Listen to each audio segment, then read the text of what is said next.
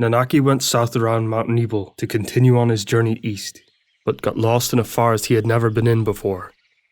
At first he relied completely on his animal instincts for orientation, but soon it turned out that the forest was much deeper than he had initially assumed. Even so, he continued to look for a way out, thinking it was nothing to be worried about. Even though the forest was deep, he could still tell the direction he was going in from the position of the sun in the sky, so he continued his march onward, using the knowledge he had gained from humans. Eventually he reached the eastern end of the forest. Suddenly, Nanaki heard a shot. It echoed through the thicket of the forest, so it was difficult to tell which direction it came from, but Nanaki instinctively chose a direction and started running. Soon he found a 10-year-old boy being attacked by a monster. The monster looked like a bear with a long tail. No, perhaps it was a bear. Its whole body was covered with rusty-coloured fur, and blood was dripping from one of its front legs. The boy had to have shot it. The wounded animal circled the frightened boy, who had fallen to the ground. The creature seemed to be trying to figure out what the boy would do next. But then, the eyes of the monster facing down on the boy started glowing red, and it began to stride up to the boy. Nanaki, who had stayed hidden in the shadows, leapt out of the undergrowth, riding firmly on his clothes, and pulled him out of the way. After he had pulled him to safety behind some bushes, he turned to the bear. It seemed unimpressed with the appearance of this new enemy, and turned on Nanaki, almost as if it had been expecting interference. The claws on its two front paws could be seen under its fur. As if the bear didn't care about who his new enemy was, it naturally ran toward Nanaki. The dangerous claws on its two front paws, which could be seen under its fur, had gaping wounds in them, could do some serious damage. I'm going to be in trouble if I get slashed by those. The weak spot of Nebel bears is their neck. Go, Red! Nanaki was initially a bit perplexed, but it was true that the weak spot of many beasts were their throats, so he focused his attack on the Nebel bear's throat. He gave a typical animalistic roar to intimidate his opponent. It had the desired effect. The Nebel bear froze in its tracks. It examined this new opponent to assess its strength, and the two glared at one another for a while. What are you waiting for? Go, Red! You speak too easily. What could a human know of a battle between beasts who use nothing but their bodies as weapons? The forest is a wild beast's territory. That moment, another shot rang out, and blood spurted from the neck of the bear. Its huge body crashed to the ground. That moment, a man emerged from the thicket, dressed unambiguously like a hunter, and fired a finishing shot at the bear. It stopped breathing. Then the hunter turned his gun on Nanaki. His posture revealed tension at first glance.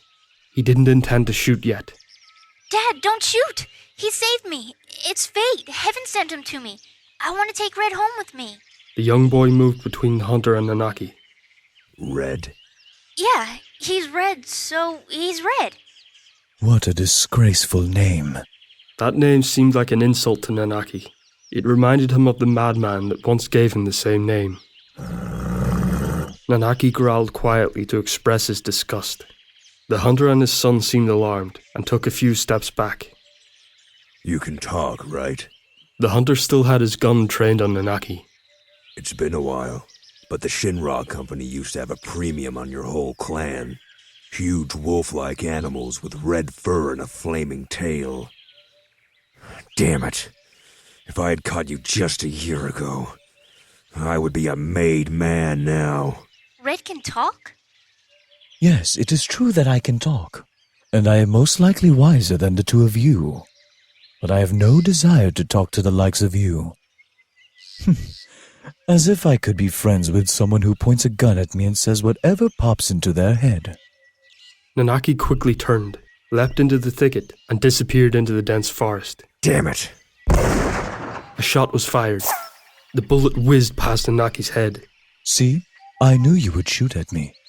You're the kind of person who would put me in chains and lock me in a cage, then treat me like some sort of pet, hoping that I would like you.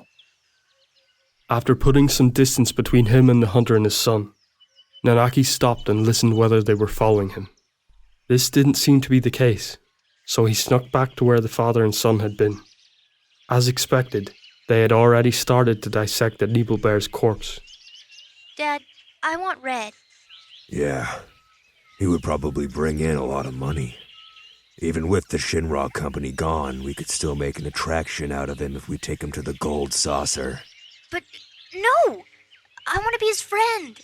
Don't be silly. The hunter used his knife to cut off the Nebelbear's tail. It's not a dog or a cat.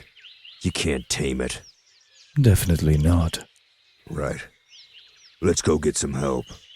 What for? So far, we've only been able to use the bear's tails.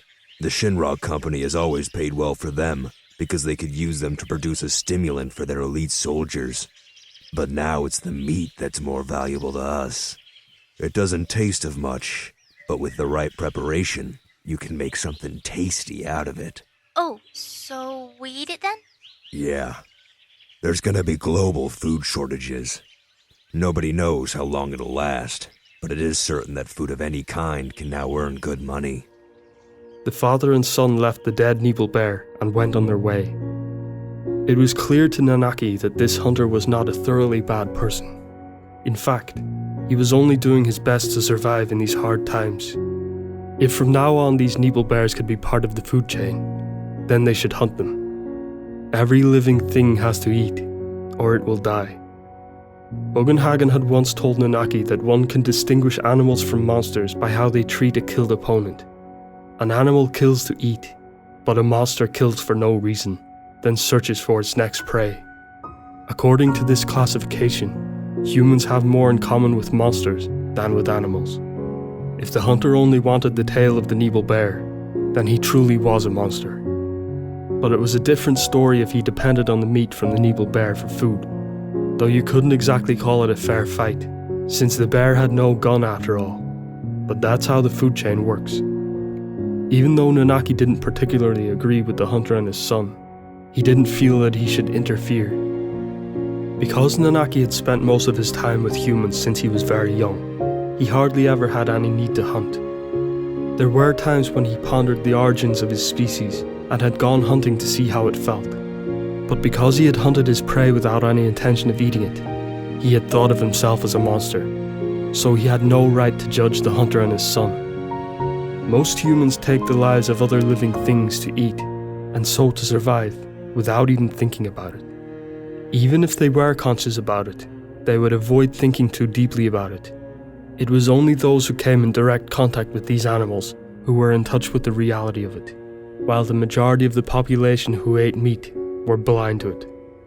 Nanaki was no different. What use was there in overthinking it? Even if there was a higher truth and absolutely correct behavior, one way or another, his hands were tied. On the carcass of the Nebelbear, all kinds of small creatures had already appeared. Nanaki lay down and observed their activity. This was also part of the eternal cycle of life of the planet. He had to focus to objectively store these memories away, free of any emotion. Suddenly, he heard a high-pitched roar, and two small Nebelbears came running toward the corpse. All of the small creatures quickly scurried away. The two cubs approached the carcass of the larger bear, most likely their mother, and nudged her with their paws and noses. They seem to be trying to wake her up. Nanaki couldn't do much more than just watch them, fascinated.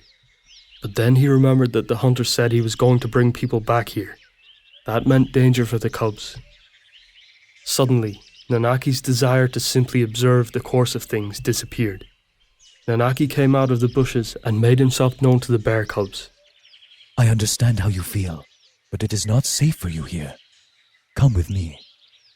Nanaki urged the bears to follow him into the undergrowth.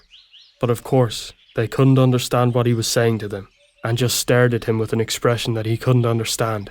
This isn't good. The humans will be here soon. Nanaki thought for a moment, then leapt toward one of the cubs and gently lifted it by the scruff of the neck with his teeth. A little startled, the bear cub reacted to Nanaki's assault with a high-pitched roar, while his brother started growling loudly. Nanaki was satisfied by the reaction and disappeared into the undergrowth with the cub in his mouth, while the other, of course, took up pursuit. There you go. That's it. Nanaki continued deep into the forest. He paused from time to time so the other little bear didn't get left behind, and as soon as he caught up, Nanaki would start running again. This went on for a while, until they finally reached a clearing deep in the forest. The ground was covered with weathered stone paving, which was a sign that people must have once been here. As Nanaki glanced around, he noticed a messy pile of building blocks. Was someone trying to build something here? However, that was the only sign that humans had ever been here. Everything suggested that this place had been abandoned long ago. Nanaki set down the bear cub. At first he was alarmed because it wasn't moving, but when he listened closely, he realized that it was sound asleep, snoring softly. Such a carefree little creature. As the second cub finally arrived in the clearing, it let out a single roar out of panic before it ran to his brother and sniffed. Nanaki's scent on his brother bothered him for a while, but he buried his tiny nose in his fur. Eventually the little bear was satisfied, or just exhausted. Either way, he yawned, cuddled up to his brother, and promptly fell asleep. How cute. But something was troubling him. What should I do now? Am I responsible for these cubs now? He lay down on the ground and gazed at the tiny things. Could they survive without their mother? What do Nibel bears even eat? At a glance, they could be mistaken for ferocious carnivores. However, creatures like these were often omnivores, just like Nanaki himself.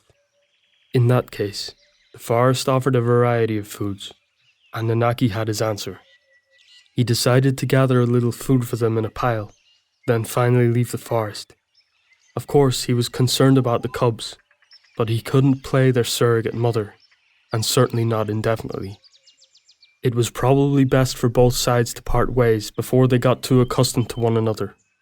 But for now, Nanaki wanted to sleep. He yawned quietly and then closed his eyes. A while had passed before Nanaki opened his eyes again. The two bears were nowhere to be seen. Oh, you've already flown the coop. Oh well. Farewell. Grow big and strong. Huh? Just then, he felt something warm at his side. Unbelievably, he found the two little cubs had snuggled up to him and were sleeping soundly. This isn't good. Not good at all. However, Nanaki noticed a feeling in his chest which he had never felt before. A feeling that was stronger than all reason in his mind. And so, he decided to take care of the two cubs until they could survive on their own. The two bear cubs, whom he had given the names Bazu and Rin, had now bonded with Nanaki, and he taught them how to hunt. Nanaki wasn't necessarily an expert in the field, but in the end, the practice itself could even be beneficial to himself someday. He had no qualms about taking the lives of other living things. This was a fair fight for survival. Sometimes they would encounter other Nibel bears. Every time, Nanaki would try to make it clear that he wasn't hostile. It was moments like those which he somewhat regretted getting involved with the cubs. Or was it just a sign that they had accepted him as an inhabitant of the forest? All sorts of thoughts went through his mind. Every day there was something new to discover, but all in all, the days were generally peaceful. Sometimes he wondered if he really had time for this life. Then he would always tell himself that this was all part of his great task. But realistically, he had to admit that he had now taken a liking to this lifestyle, and it would probably be very difficult for him to give up when the time came. Before long, Nanaki would see humans coming into the forest to hunt almost every day. It appeared that Nibel bear hunting was becoming regular. They had accepted the bear's meat into their diet. He knew he would have to teach Bazu and Rin not only how to hunt, but also how to identify humans and stay away from them. Nanaki didn't know quite how much time he had spent in the forest now. Keeping track of time is a characteristic of humans. Although he was able to live as both a human as well as a beast, these were clearly the days of the beast. He thought of the promise he had made to Yuffie, But that disease was the concern of humans now, and had nothing to do with the world of beasts. At first he felt bad for thinking that way, but now he could see things from a different perspective. I will talk about this story once I have returned to the human world. I spent my time in a forest as a beast. It was necessary to have the emotions of a beast to survive. That's what I'll say.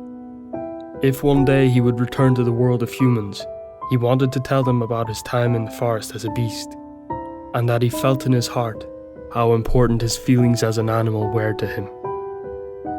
Gilligan appeared several times in Nanaki's consciousness. To the familiar faces soon joined Bazu and Rin. As with everyone else, they appeared in the deep darkness, only to sink back again soon after. The disappearance of the two bear cubs in the darkness caused Nanaki to tremble with fear again. However, his fear would be vanquished as soon as he felt them snuggling up to him. Nanaki now knew Gilligan's true form was his fear of loss. It was the fear of losing loved ones that made Nanaki tremble. Once Nanaki had realized that, he no longer had to fear Gilligan. One thing became clear to him. Nothing can ever be achieved through fear of loss. The days in the forest came to an abrupt end. Bazu and Rin had at some point grown to the same shoulder height as Nanaki, and both had set up their own small den, so they started going off on their own from time to time. There was nothing in particular that triggered it, but eventually they got into the habit of sleeping apart from one another, with Nanaki between them. There goes an end of an era. That made him a little sad, but mostly he felt pride at how admirably they had grown up,